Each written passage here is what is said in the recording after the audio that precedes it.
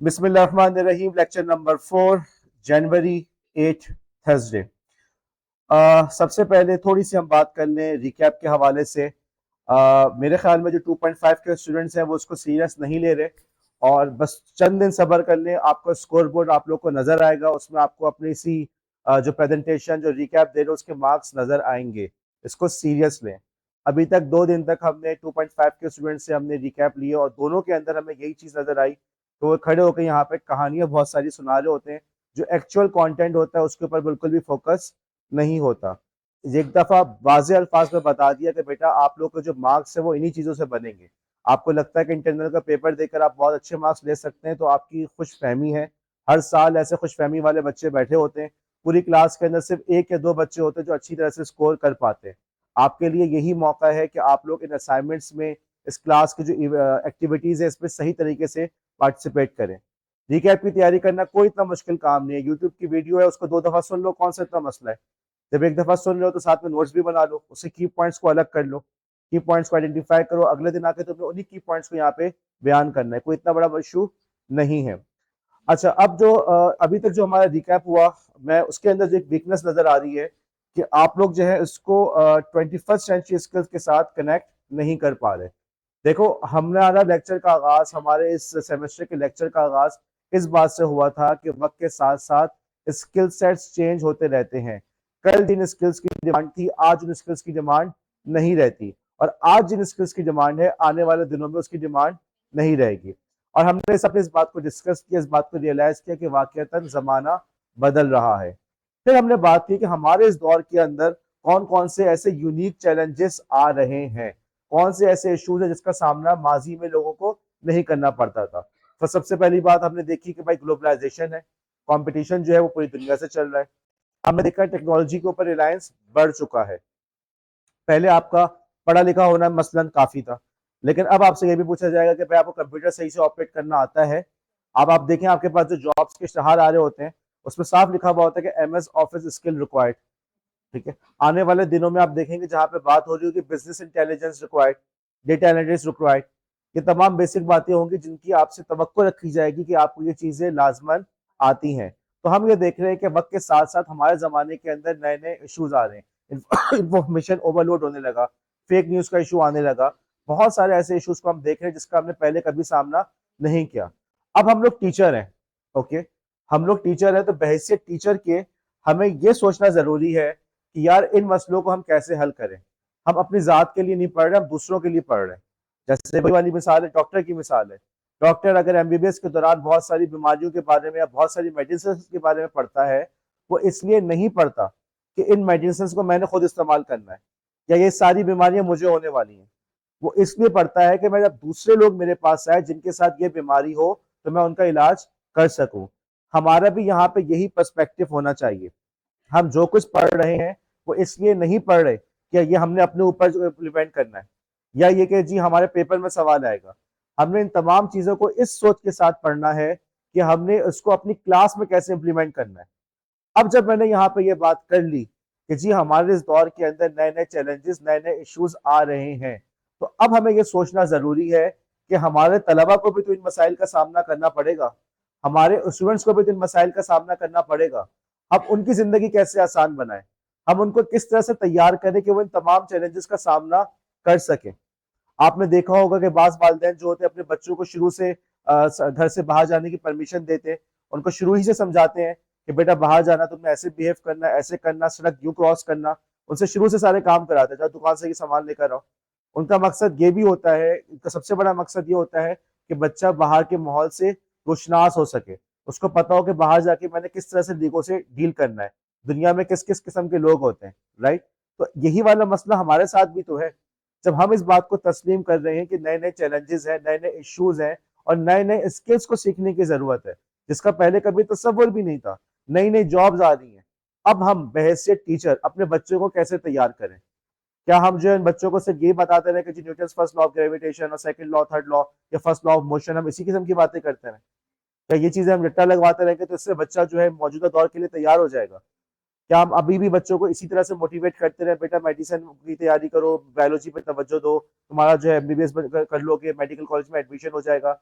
जबकि हम इस बात को जानते हैं, हम देख रहे हैं कि हमारे पास ऐसी मिसालें मौजूद हैं कि लोगों ने जो है अपना एक अच्छी भली प्रैक्टिस को छोड़ के उन्होंने ऑनलाइन कंटेंट क्रिएट करना शुरू कर दिया और उससे उनको ज्यादा आमदनी हो रही है। लोग अच्छी भली जॉब छोड़ के जो है कुकिंग शोज कर रहे हैं ऑनलाइन और उससे यकीनन उनको आमदनी हो रही है। तो हम अपने बच्चों को किस तरह से अब लेकर जाएं, किस तरह से सिखाएं उनको? अब जब आप लोग रिकैप देंगे तो आपने इस सीक्वेंस ऑफ इवेंट्स को शो करना है। लाइबा इब्राहिम हो, मुनज़्ज़ा हो, स्नोबर हो, तीनों जो है ना इस सीक्वेंस ऑफ इवेंट्स को शो नहीं कर सके कि भाई ये इश्यूज आ रहे हैं, उन इश्यूज के बदले हमें किसी सोल्यूशन की जरूरत है। अब जैसे हम लोग परेशान हैं कि भाई क्या जो हालात बदल रहे हैं, दौर बदल रहा है, तो हमें क्या करना चाहिए। ऐसे ही 2002 के अंदर यूएस गवर्नमेंट ने भी इस तब्दीली को महसूस करते हुए उन्होंने पहले से एक इनिशिएटिव लिया। उन्होंने इंतजार नहीं किया कि सबके हाथ में मोबाइल आएगा तो हम बैठेंगे। उन्होंने इंतजार नहीं किया कि हर किसी का सोशल मीडिया अकाउंट होगा, उसके घर के पालतू जानवरों का भी सोशल मीडिया अकाउंट होगा, तो जाके हम लोग मिलके बैठेंगे। उन्होंने 2002 के अंदर ही इस बात को फील किया कि जमाना बदल रहा है, दौर बदल रहा है, इस दौर के नए तकाजे हैं। तो उन्होंने कुछ इंडस्ट्री एक्सपर्ट्स को बिठाया और उनसे कहा कि आपने ऐसा फ्रेमवर्क बनाना है जिसके जरिए से हम आइडेंटिफाई कर सकें कि 21st सेंचुरी के अंदर बच्चों को किन स्किल्स की जरूरत पड़ेगी। सीधे होकर बैठो, सीधे सीधे, आपसे कह रहा हूँ जी, कि 21st सेंचुरी में, ताकि हमारा बच्चा जब 21st सेंचुरी में दाखिल हो रहा है तो वह इस नए दौर के चैलेंजेस का सामना कर सके। इस ग्रुप का नाम उन्होंने रखा पार्टनरशिप फॉर 21st सेंचुरी। इसके अंदर एप्पल, माइक्रोसॉफ्ट, डेल और इसी तरीके से उस जमाने में जो यूएस की एकेडमिक कमिटीज थी, काउंसिल्स थी, उनके एक्सपर्ट्स को उन्होंने बिठाया। तो एक तरफ आपके इंडस्ट्री के एक्सपर्ट्स बैठ गए, माइक्रोसॉफ्ट के लोग, एप्पल के लोग, राइट, डेल के लोग, और दूसरी तरफ वो लोग बैठ गए जो एजुकेशन के एक्सपर्ट है। और दोनों ने मिलके, उन दोनों ग्रुप्स ने मिलके एक फ्रेमवर्क बनाया जिसके जरिए से उन्होंने इस बात को बताया कि जी अगर 21st सेंचुरी के अंदर आपने सरवाइव करना है, फ्लोरिश करना है, आपने तरक्की हासिल करनी है, तो आपके लिए जरूरी है कि आप इन स्किल्स के ऊपर तवज्जो दें। अब मैं यहाँ पे आपको ये बात बता रहा हूँ कि 21st सेंचुरी स्किल फ्रेमवर्क आपकी इस आईसीटी के पूरे कोर्स की बुनियाद है। बल्कि मैं ये कहूंगा कि जो बीएड की मॉडर्न आउटलाइन है, बीएड तो पता नहीं किस जमाने से चल रहा है, हम में से अक्सर के वालिदैन ने भी किया हुआ है, ओके, तो इतना पुराना कोर्स है, तो वक्त के साथ साथ उसकी कोर्स आउटलाइन में, कोर्स स्कीम के अंदर चेंजेस आए हैं। इन तमाम चेंजेस के अंदर 21st सेंचुरी स्किल फ्रेमवर्क ने एक इंतहाई अहम रोल प्ले किया है। स्पेशली जो हमारा आईसीटी इन एजुकेशन का सब्जेक्ट है, इस कोर्स की बुनियाद जो है वो 21st सेंचुरी स्किल का फ्रेमवर्क बनता है। ये वो बीज है जिससे पूरा का पूरा दरख्त उग रहा है। अब इस फ्रेमवर्क को हम थोड़ा सा समझते हैं और मैं यहाँ पे आपको चैलेंज करूंगा कि आप लोग के जहन में 21st सेंचुरी के हवाले से कोई से भी चैलेंज आता है। आपने कहा कि जी क्लास के अंदर हमारी तवज्जो नहीं होती, आपने कहा कि टाइम मैनेज नहीं हो पाता, आपने कहा कि हमें जो है डिस्कॉर्ड यूज करना नहीं आ रहा, हमें गूगल मीट की कुछ समझ नहीं आ रही। आप जो भी पॉइंट कहेंगे, जो भी मसला बयान करेंगे, उस मसले का सोल्यूशन इस फ्रेमवर्क के अंदर ऑलरेडी मौजूद है।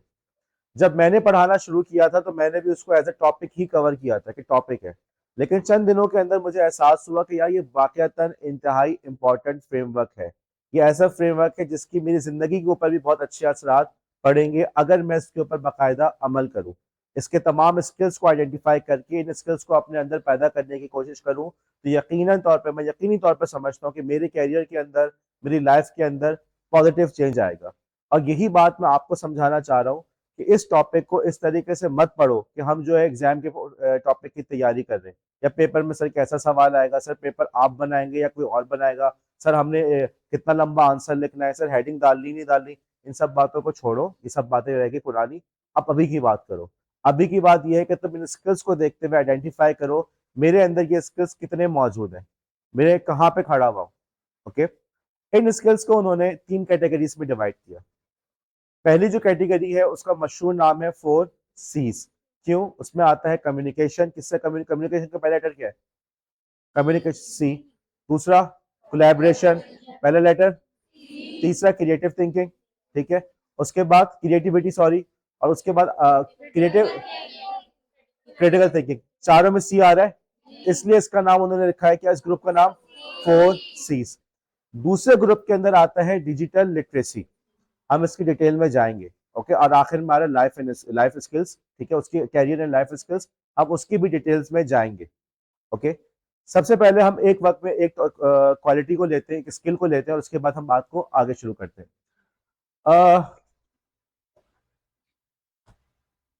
सबसे पहले जो हमने आपको 3 कैटेगरीज के बारे में आपसे बात हो गई, अब सबसे पहले हम बात शुरू करते हैं कोलैबोरेशन के हवाले से। ओके, कोलैबोरेशन, कोलैबोरेशन से आपके जहन में क्या आता है? कोलैबोरेशन क्या चीज है? एक मिनट, आपका नाम बेटा आलिया के बराबर में जो है। जी, जी जवेरिया।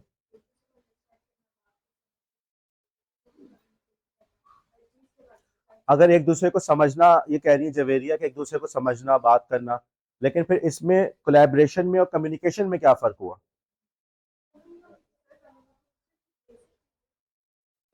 कोलैबोरेशन क्या है? ओके, आप नाम बताओ। जी शगुफ्ता। इतनी सेल्फिश हो तुम, सिर्फ अपने मसाइल को हल करने के लिए कोलैबोरेट करना चाहती हो। एक मिनट, जी आयशा। ताउन करना, देखो कोलैबोरेशन का मतलब, यहाँ पे देखो बात को समझो, थोड़ा सा पर्सपेक्टिव को चेंज करो। किसी हद तक आप लोग के आंसर सही हैं, ठीक है। कोलैबोरेशन का मतलब ये है कि मिलजुल के किसी कॉमन गोल के लिए काम करना, मिलजुल के किसी कॉमन गोल के लिए काम करना, लेकिन देखो साथ में ये भी लिखा हुआ है इफेक्टिवली। ऐसा ना हो कि जी नाक मुंह चढ़ा के बस जबरदस्ती काम कर रहे हैं, या काम भी नहीं कर रहे, बस खाना पूरी हो जाए, ग्रुप के हिस्सा तो है, काम कुछ नहीं कर रहे, ये चीज कोलैबोरेशन नहीं कहलाती। रिस्पेक्टफुली, दूसरा आपका टीम मेंबर भी आपसे खुश हो, वो ये ना सोचे कि यार ये जो बस मुसीबत है, बस ये मुसीबत से जान छूटे, बस उसके बाद दोबारा मैं इसका नंबर भी ब्लॉक कर दूंगी, दोबारा कभी इससे बात नहीं करूंगी, ये वाली बात कोलैबोरेशन में नहीं आती। मिलजुल कर किसी कॉमन गोल के लिए काम करना, लेकिन उस कॉमन गोल के लिए इफेक्टिवली काम करना और रिस्पेक्टफुली काम करना, ठीक है। अच्छा, अब कोलैबोरेशन की एग्जांपल्स दे कुछ, क्या है कोलैबोरेशन?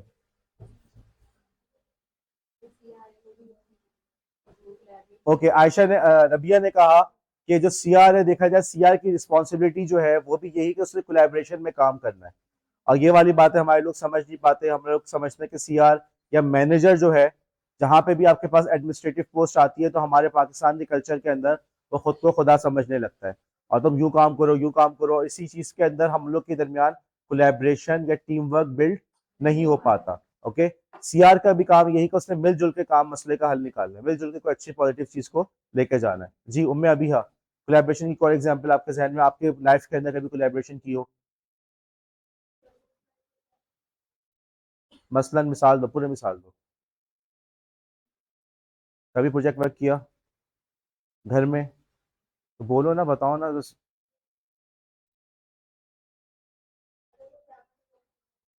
हम्म, आपने कभी किया ही काम? अपनी लाइफ से एग्जांपल दो, शर्मा क्यों रही हो, अपनी लाइफ को क्यों छुपा रही हो इतना? जी कोई और? कशफ, कशफ। जी एमन। लैब के अंदर कोऑर्डिनेटर्स ने मिलके जो है, कोऑर्डिनेट करके, कोलैबोरेट करके कोऑर्डिनेटर्स ने काम किया था कि हमारी क्लास के कुछ स्टूडेंट्स थे, वो एक तरह से कोऑर्डिनेटर बन गए, और उन्होंने मुझसे स्किल्स सीखने के बाद कि विंडोज को कैसे इंस्टॉल करना है, कंप्यूटर के पार्ट्स को कैसे आइडेंटिफाई करना है, उसके बाद उन्होंने इस स्किल्स को दूसरे स्टूडेंट्स के अंदर इम्पार्ट किया। तो ये यहाँ पे चीज हो रही थी कि यही कोऑर्डिनेटर्स थे, वो पूरी लैब को ऑर्गेनाइज कर रहे थे, किसने किस दिन लैब में आना है, दोबारा कब आना है, सारे के सारे काम जो है ये लैब के जो कोऑर्डिनेटर्स कर देते, तो इसके जरिए से वो एक कोलैबोरेशन की एक एग्जांपल हमारे दरमियान है। और कोई एग्जांपल? जेबा, जोर से बोले।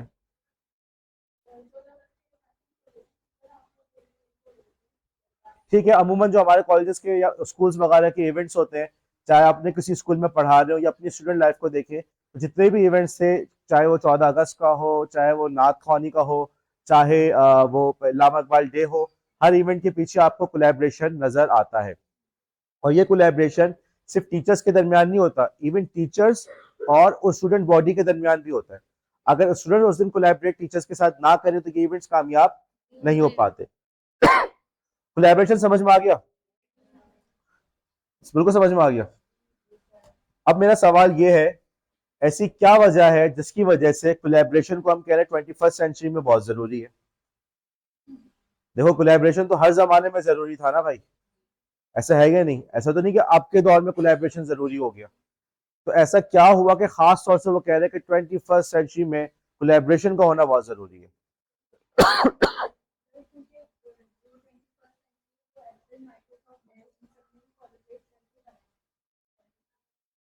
ओके, और कोई जवाब? जी हबीबा।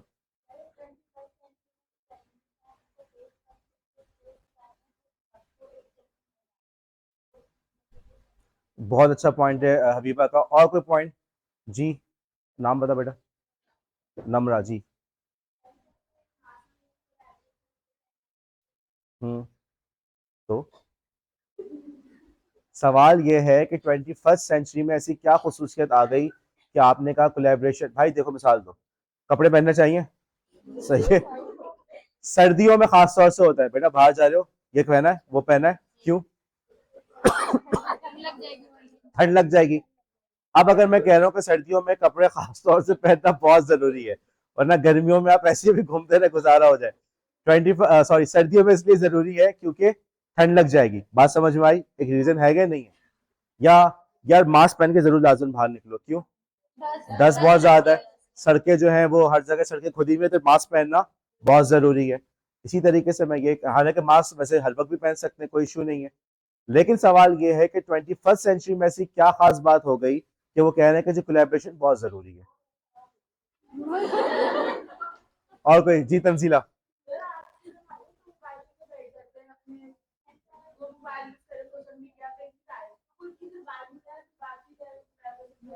ओके, अच्छा पॉइंट है तंजीला का। और कोई?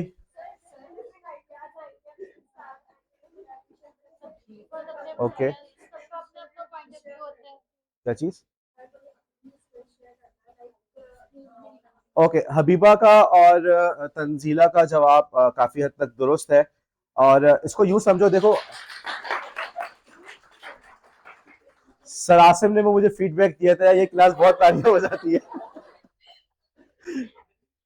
तो खैर आप लोग की पॉजिटिव तारीफ ही की थी उन्होंने, अच्छा अच्छा अल्फाज में आपको याद रखा। आई होप कि आप लोग इसको कंटिन्यू करेंगे। ओके, अच्छा। तो देखो एक सबसे बड़ी वजह यह है, जैसे कि आपको एक हबीबा का बहुत अच्छा पॉइंट है कि बात यह है कि वक्त के साथ साथ हालात, हर किसी के स्किल सेट चेंज हो रहे हैं, एक जैसे स्किल्स नहीं रहे। अगर गौर करो, अपने पुराना बचपन का दौर गौर करो, तो तुम सब कजन्स बहन भाई तकरीबन एक ही जैसे थे, लेकिन वक्त के साथ साथ जैसे जैसे आगे बढ़े, तमाम के स्किल्स के अंदर चेंज आता गया, फर्क आता गया। और यही चीज को अब तुम ले जाओ ग्लोबल स्केल के ऊपर। ओके, अब पहले क्या था, तुम कजन्स मिलजुल के खेल लेते थे, लेकिन अब जब तुम लोगों को कहा जाता है मिलजुल के फला इवेंट को ऑर्गेनाइज करना है, तो कितने आपस में इख्तलाफात होते हैं। या वो तो पता नहीं अपने आप को क्या समझती है, या उसको तो काम करना नहीं आता, राइट? यही वाली चीज को ले जाओ ग्लोबल स्केल पे, सबके स्किल्स में इतने वेरिएशन आ चुकी है, ओके, कि अब आपके लिए बहुत जरूरी हो गया कि आप बाकायदा कोलैबोरेशन को एज ए स्किल सीखें।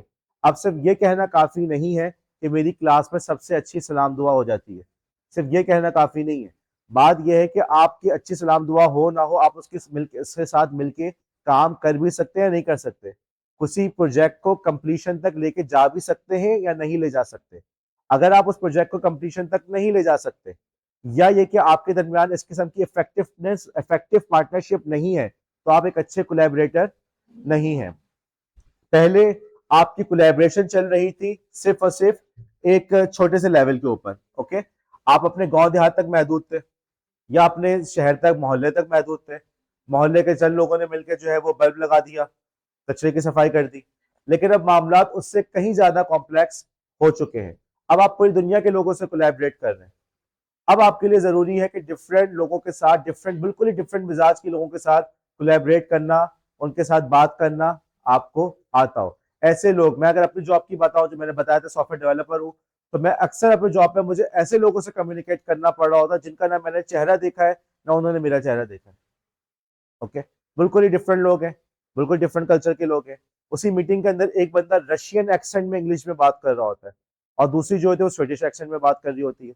एक मर्द है, एक औरत है, उसका अपना स्टाइल है, उसका अपना ड्रेसिंग है, अपना तरीका है, और मैंने सबके साथ सही से डील करते हुए जाना है। जब पहले के जमाने में इस बात का तस्वुर था, आपके शहरों के अंदर चंद एक मखसूस लोग होते थे, ओके, किसी और कौम का फर्द आ गया तो लोग उसी का बस होता था कि भाई ये फला जगह से आया है, अब बस उसी के ऊपर जो है मतलब बात चल रही होती थी। लेकिन अब जो है हर आदमी का रोजाना रोजमर्रा पे दुनिया के हजारों लोगों से या डिफरेंट तरह के लोगों से उसे कम्युनिकेशन चल रही है। फिर इसी तरीके से देखो कि बहुत सारी जो कम्युनिकेशन आ गई है वो डिजिटल हो गई है। अब तुम ये देखो, यहाँ पे बैठ के कोलैबोरेट करना फिर भी आसान है, आमने सामने बैठ गए। लेकिन अब तुमसे कहा जाए कि बेटा तुमने जो है ना यहाँ पे पाकिस्तान में बैठ के तुमने इंग्लैंड में बैठे हुए बंदे के साथ कोलैबोरेट करना है, तुम कौन सा टूल्स यूज करोगे? डिजिटल टूल्स यूज करोगे, जूम पे मीटिंग करोगे, गूगल मीट पे मीटिंग करोगे, काम को आपस में शेयर करोगे, गूगल ड्राइव से शेयर करोगे, बहुत सारी इस तरह की चीजें होंगी। अब कोलैबोरेशन चैलेंजिंग बन गई नहीं बन गई? पहले तो यही चैलेंजिंग था कि हम आमने सामने बैठ के एक दूसरे से बात कर लें।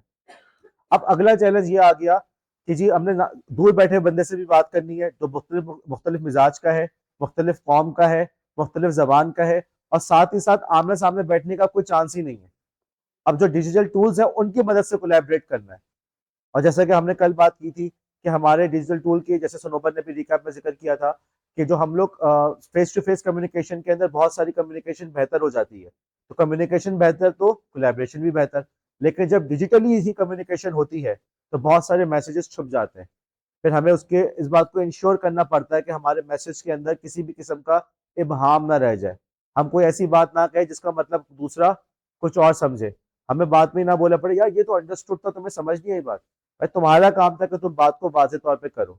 तो ये एक बड़ी वजह होगी जिसकी वजह से कोलैबोरेशन 21st सेंचुरी के अंदर एक बहुत बड़ा इशू या बहुत बड़ा चैलेंज बन गया। फिर एक और बात आप देखो कि आज के दौर के जो मसाइल हैं, गुल, आज के दौर के जो मसाइल हैं वो पहले से ज्यादा कॉम्प्लिकेटेड है। मसलन आग लगाते हैं इंडिया वाले, स्मॉग कहाँ पे आता है? पाकिस्तान में आता है। अब अगर पाकिस्तान ने स्मॉग पे काबू पाना है तो क्या वो इंडिया से कोलैबोरेशन के बगैर ये काम कर सकता है? मिसाल समझ में आई? ठीक है। आपके यहाँ बहुत सारा सामान ऐसा है जो फॉर एग्जाम्पल टर्की से आ रहा है, ईरान से आ रहा है। अगर आपके ईरान के दरमियान कोलैबोरेशन ना हो तो क्या आपके यहाँ वो सामान आ सकता है?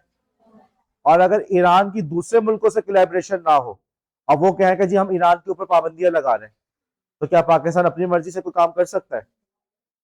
नहीं कर सकता, क्योंकि आलमी पाबंदियां लगी हुई हैं। अपनी मर्जी से आप जाके नहीं कर सकते। अफगानिस्तान के अंदर तालिबान की हुकूमत है, पाकिस्तान अफगानिस्तान के साथ कोलैबोरेट कर सकता है? कर सकता है, लेकिन तालिबान की हुकूमत को पूरी दुनिया में किससे तस्लीम किया है? अक्सरियत ने नहीं तस्लीम किया, नंबर वन। नंबर टू, उसके अलावा दूसरा इशू क्या आ रहा है कि उसमें पाबंदियां भी लगी हुई हैं। अब पाकिस्तान अपने तौर पर उससे बात करेगा तो लोग पाकिस्तान से नहीं कहेंगे जब तुम्हें मना किया तुम क्यों उससे बात कर रहे हो। आप सब के सब अक़वाम मुत्तहिदा के चार्टर के पाबंद है, तमाम ममालिक, तमाम ममालिक अक़वाम मुत्तहिदा के चार्टर के पाबंद है। वहां से अगर किसी मुल्क के ऊपर पाबंदी लगी है तो तमाम मुल्कों पर लाजिम है कि उस पाबंदी का एहतराम करें।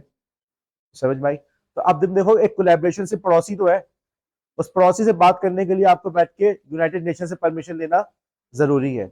अब अगर ईरान अफगानिस्तान पाकिस्तान से कोलैबोरेट करना चाहता है तो उसके लिए जरूरी है कि यूएन के अंदर से उसके ऊपर से पाबंदियां, सैंक्शंस हटाई जाएं। कोलैबोरेशन कॉम्प्लेक्स हुई नहीं हुई? मिसाल के तौर पे आयशा जो है वो रिदा को कुछ देना चाह रही है, लेकिन क्लास के अंदर मैंने कह दिया आयशा तुम मुझसे बिल्कुल भी बात नहीं करोगी, बिल्कुल नहीं घूम के देखोगी, तो क्या आयशा उससे कोलैबोरेट कर सकेगी? क्यों? क्योंकि रिदा ने कोई ऐसा काम किया था कि मैंने रिदा पे पाबंदी लगा दी है। राइट? अब देखो कोलैबोरेशन डिफिकल्ट हो रही है नहीं हो रही? क्या क्या चैलेंजेस पहले जमाने में थे? क्या पहले जमाने में ग्लोबल सतह पे कोलैबोरेशन हो रही थी? नहीं हो रही थी। क्या डिजिटल कोलैबोरेशन हो रही थी? नहीं हो रही थी। इसी तरीके से क्या क्रॉस कल्चरल हो रही थी? नहीं थी। हमें मुख्तलिफ लोग मिजाज के लोगों से मिलने का मौका या मुख्तलिफ कौमों के लोगों से मिलने का मौका मिलता ही नहीं था। और साथ ही साथ आज के दौर के जो कॉम्प्लेक्स इश्यूज है उसको challenge, for example climate change की मिसाल ले लो। क्लाइमेट चेंज आप सिर्फ अकेले सॉल्व नहीं कर सकते, इसमें तमाम मुल्क मिलकर फैसला करेंगे तभी आप उस मसले को हल कर पाएंगे। तो इस वजह से आज के दौर में खास तौर से उन्होंने कहा कि भाई माजी में भी कोलैबोरेशन की जरूरत थी, लेकिन आज के दौर में उसकी जरूरत, उसकी अहमियत पहले से कई गुना ज्यादा हो बढ़ चुकी है। अब मेरा सवाल ये है, हम टीचर की ऐसे से बात कर रहे हैं कि जब अपनी क्लास के अंदर आप कोलैबोरेशन को फॉस्टर करना चाहते हैं, बच्चों में चाहते हैं कि वो कोलैबोरेट करें, तो क्या इश्यूज आते हैं, क्या चैलेंजेस आते हैं? कोलैबोरेशन अच्छी चीज है ना, तो तुम लोग में क्यों नहीं पैदा हो सकी? और जब तुम लोग टीचर बनोगे तो तुम्हारे तलबा में क्यों नहीं पैदा होगा? क्या इश्यूज, क्या आएंगे, क्या चैलेंजेस आएंगे? ठीक है, पर्सनैलिटी क्लैशेस होने लगता है, गुड पॉइंट। और बताओ। एक मिनट, जैनब बोर्ड पर जल्दी जाओ। जैनब नाम है ना, तो भाग के रहो, जल्दी से देखो। एक पर्सनैलिटी क्लैशेस हो गया, आगे अगला पॉइंट।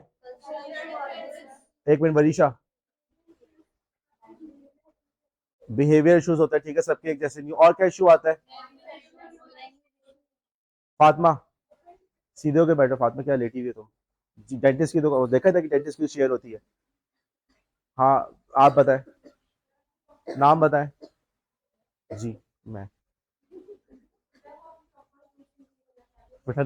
ओके, कंफर्ट जोन ने हमें बताया कि वो अपने नहीं निकल पाते, ये नाम था ना आपका? कंफर्ट जोन नाम था आपका? आपका नाम क्या है?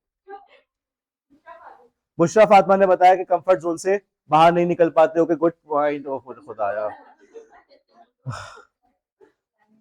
क्या चीज? लैंग्वेज इश्यूज आते हैं, ठीक है। और बताओ, और इश्यूज क्या चीज? जोर से बोलो। रिलीजियस इश्यूज, क्या कह रही हो? Okay, religious issue. ओके, मजहब की बुनियाद पर भी लोग बात सही कह रही है, बिल्कुल। मसलन पाकिस्तान में शायद हमें इशू का इतना सामना ना करना पड़े, कभी कभार होता है। हमने भी देखा कि फला फला मजहब का है तो उसको बिल्कुल ही अलग किया हुआ है। लेकिन बहरहाल हमने इंडिया वगैरह के जो मैं देख रहा हूँ ऑनलाइन वगैरह, तो वहाँ तो ये इशू बहुत ज्यादा हो रहा है। कम्युनल वायलेंस जो है उसकी बेसिस पे बहुत ज्यादा इशू आ रहा है कि कोलैबोरेशन नहीं पैदा हो पा रही। और कोई पॉइंट मिशेल?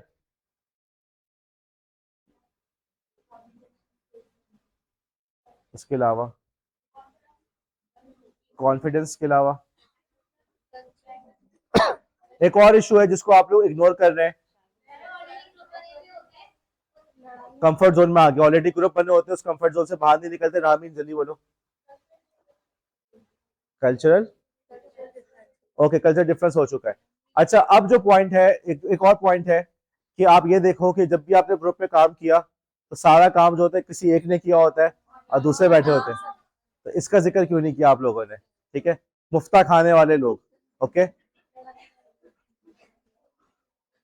एक इशू जो हमें आ रहा है कि जी मुफ्ता खाने वाले लोग। ओके, दूसरा इशू, क्लासरूम की टीचर की हैसियत से सोचो, तुम असेसमेंट कैसे करोगे? हमने ग्रुप बना दिया मुनज्जा का और महरिश का, राइट? अब जब असेसमेंट आती है तो मुनज्जा ना कि मेरे कान में का सारा काम तो मैंने किया था, फिर मैरिज की ईमेल आ जाए, सर सारा काम तो मैं करती हूँ, उसको तो कुछ भी नहीं आता, राइट? तो अब मैं असेसमेंट कैसे करूँ? ये इशू आएगा नहीं आएगा? देखो, हम टीचर की हैसियत से भी सोच रहे हैं। जरा बैठ जाओ। हम टीचर की हैसियत से भी तो सोच रहे हैं कि एज ए टीचर हमने किस तरह से असेसमेंट करानी, क्या क्या इश्यूज आ रहे हैं। आप लोगों ने ये बात बिल्कुल सही की कि बच्चे अपने कंफर्ट जोन से बाहर नहीं निकलते, कल्चरल इश्यूज होते हैं, पर्सनैलिटी के क्लैशेज आते हैं। लेकिन साथ में टीचर की हैसियत से भी सोचो। सबसे पहला मसला तो ये कि हर दफा ग्रुप प्रोजेक्ट में कोई ना कोई मुफ्ता खाने वाला बैठा होता है। उसको कैसे आइडेंटिफाई करना है, उसको कैसे हमने मजबूर करना पड़ेगा, तुमने भी काम करना है। आप टीचर हो ना, आप ये तो नहीं बोल सकते कि बेटा तुम्हारा काम है, सीआर तुम्हारा काम है सबको इंश्योर करो सब बच्चे काम कर रहे हैं और सीआर बैठ के सबकी गालियां खा रहा है। ओके, ऐसे तो नहीं हो सकता। असेसमेंट कैसे करोगे? अच्छा, और इसी तरीके से हम ये भी इशू आता है कि हमने किस तरह से क्लासरूम को मैनेज करना है।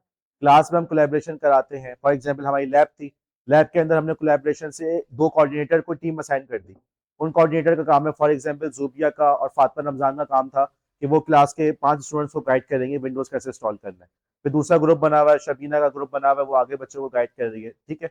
लेकिन अब इसकी वजह से लैब के अंदर शोर हो रहा है, ठीक है, नॉइज। क्लास के अंदर क्लासरूम मैनेजमेंट का ये भी तो हिस्सा है कि क्लास में शोर ना हो, क्लास जो है राउडी ना हो जाए, ओके, आपस में दंगा मस्ती ना शुरू हो जाए। ओके, इस मसले को हम कैसे हल कर सकते हैं? एज ए टीचर हम सोच रहे हैं तो क्या सोल्यूशन है हमारे पास? क्या निकाल के?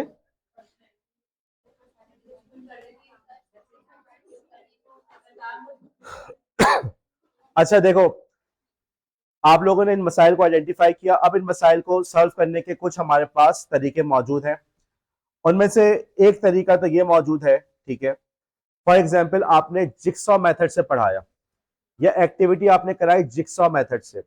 जिक्सॉ मेथड में क्या हुआ कि लेट्स से आपने 5 बंदों का ग्रुप बनाया, तो उनमें से हर 5 बंदे के अपना अपना रोल असाइन है। जब वो 5 बंदे मिलके काम करेंगे तभी वो जिक्सॉ पूरा कंप्लीट होगा, तभी वो एक्टिविटी कंप्लीट होगी। उनमें से कोई एक भी अगर मफला खा रहा है तो कोई बात नहीं, उसका जो पजल का पीस है वो खाली रह जाएगा। लेकिन जब पांचों मिलकर पूरा काम करेंगे तभी जो है आपका काम कंप्लीट हो पाएगा। तो अब वो जो बंदा बैठ के अलग से मुफ्त का काम कर रहा है वो ऐसा नहीं कर पाएगा। जब सबके रोल्स आइडेंटिफाई हो गए तो असेसमेंट भी आपके लिए आसान हो गई। ठीक है। एक और तरीका ये है कि आपने जो है टू ग्रेड सिस्टम को यूज किया। टू ग्रेड सिस्टम में क्या होता है, एक ग्रुप का आपका ग्रेड क्या आ रहा है और आपका इंडिविजुअल ग्रेड क्या आ रहा है। आपके ग्रुप ने एक प्रोजेक्ट को डिलीवर किया, कितना अच्छा डिलीवर किया पूरे ग्रुप ने, पूरे ग्रुप का लेट से ए ग्रेड हो गया। लेकिन उसके अंदर हमें नजर आया कि फॉर एग्जांपल जैनब ने या समाविया की परफॉर्मेंस वो नहीं थी जो होनी चाहिए थी, तो जैनब का समाविया का जो अपना ग्रेड है वो कम आ गया। ओके, फिर दोनों का हमने एवरेज लेकर उनको मार्क्स दे दिए। तो अब उस ग्रुप के अंदर जिन लोगों ने अच्छा परफॉर्म किया था, राबिया सलीम ने बहुत अच्छा परफॉर्म किया था ग्रुप में, तो ग्रुप के भी उनको मार्क्स अच्छे मिल गए जो कि सबको मिले थे, और साथ ही साथ उनके अपने इंडिविजुअल के भी मार्क्स अच्छे मिल गए। अब इससे क्या हुआ कि बच्चे पे फोर्स हुआ, बच्चे पे जोर पड़ा कि भाई उसने ग्रुप एक्टिविटी के अंदर भी अच्छा परफॉर्म करना है और इंडिविजुअली भी उसने उस ग्रुप के अंदर अच्छी तरीके से पार्टिसिपेट करना है। और कोई चीज आप लोग के जहन में आ रही है? और बताओ।